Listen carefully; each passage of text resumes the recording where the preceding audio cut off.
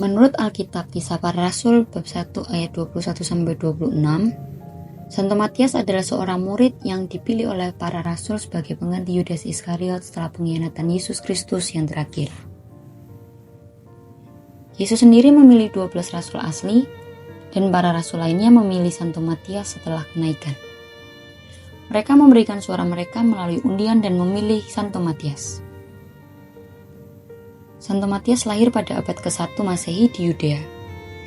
Di awal masa mudanya, ia belajar hukum Allah di bawah Santo Simeon. Menurut tindakan, dikatakan bahwa Santo Matias telah menemani Tuhan sejak saat pembaptisannya dan berada di antara 72 murid Yesus yang berpasangan dan dikirim oleh Yesus. Kisah Santo Matias. Menurut tradisi, diyakini bahwa setelah keturunan Roh Kudus, Matias melayani dan mengkhotbahkan Injil di Yerusalem dan di Yudea bersama para rasul lainnya. Dari Yerusalem, ia pergi ke Antiokhia, Syria, dan hadir di kota Tianum dan Sinope. Selama waktunya di sini, Santo Matias dipenjarakan, tetapi secara ajaib dibebaskan oleh Santo Andreas. Setelah ini, ia melakukan perjalanan ke kota Amasya yang berada di pantai laut Kaspia.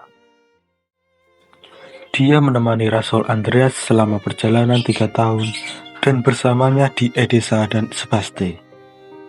Menurut sebuah tradisi, ia berkhotbah di Pontin, Ethiopia, sekarang dikenal sebagai Georgia Barat dan Makedonia. Dia terus-menerus dianiaya oleh orang-orang di sana, tetapi terus memberitakan Injil kepada mereka.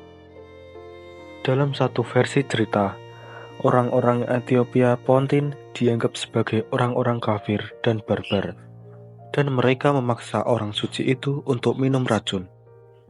Tetapi dia tetap tidak terluka karena dia memiliki perlindungan Tuhan, dan dia bahkan menyembuhkan tahanan lain yang dibutakan oleh racun itu. Santo Matias meninggalkan penjara, dan ini membuat orang-orang kafir marah yang terus mencari dia dengan sia-sia. Mereka bermaksud membunuh orang suci itu, dan menurut cerita, bumi membuka dan menelan mereka. Setelah ini, ia kembali ke Yudea dan terus memberi pencerahan kepada bangsanya tentang ajaran Kristus. Dia juga memberitahu mereka bagaimana dia dapat melakukan mukjizat dalam nama Tuhan Yesus dan memotivasi banyak orang untuk memiliki iman kepada Kristus. Kematian Santo Matias. Menurut Nicephorus, Santo Matias dilempari batu sampai mati di Ethiopia pada zaman modern Georgia. Seorang Koptik yang masih ada, kisah Andrew dan Matias, memvalidasi kisah ini.